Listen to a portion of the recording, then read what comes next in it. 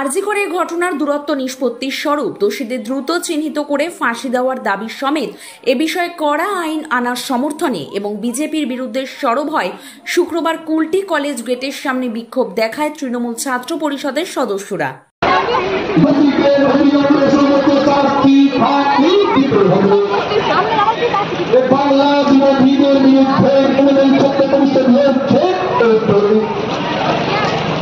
বিভিন্ন ভাবে অপপ্রচার করা হচ্ছে, আমাদের দলের বিরুদ্ধে অপপ্রচার করা হচ্ছে।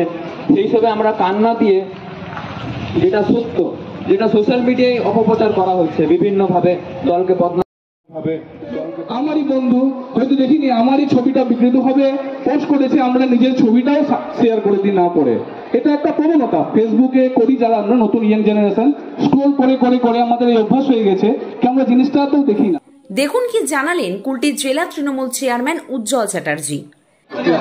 এই দুজনেই ছাত্রদের বিষয়ে, আন্দোলনের বিষয়ে কখন কি ঘটবে, কি করতে হবে সবটাই বলবে এবং আমাদের সাথে নেতৃত্বের সাথে যোগাযোগ তারাই করবে।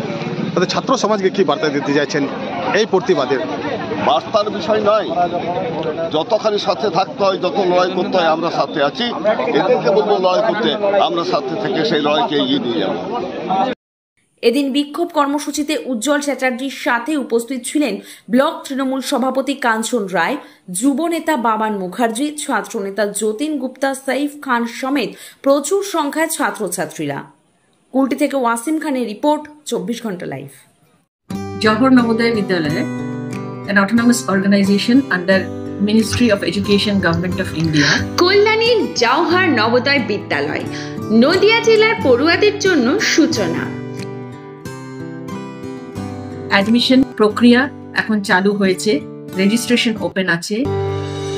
কেন্দ্রীয় সরকারের অনুমোদনপ্রাপ্ত এই স্কুলে ভর্তির জন্য অনলাইন আবেদন করার শেষ সময় হলো 16 সেপ্টেম্বর। এখানে যাদের ইউডাইস নাম্বার আছে সেই সব স্কুলের বাচ্চারা যারা এই বছর ক্লাস 5-এ পড়ছে এবং 9 থেকে 11 বছরের বয়সের যারা জওহর নবোদয় বিদ্যালয় সিলেকশন টেস্ট সেই পরীক্ষায় তারা বসতে পারবে। উন্নত মানের পড়াশোনার পাশাপাশি সম্পূর্ণ বিনামূল্যে থাকছে অন্যান্য কলা সাংস্কৃতিক শিক্ষা এবং সমস্ত ছাত্রছাত্রীদের জন্য থাকা এবং খাওয়ার সুব্যবস্থা। জওহর নবোদয় বিদ্যালয়, কল্যাণী, নদিয়া। বিশদ জানতে লক্ষ্য করুন আমাদের ওয়েবসাইট কিংবা সরাসরি কল করুন এই নাম্বারে।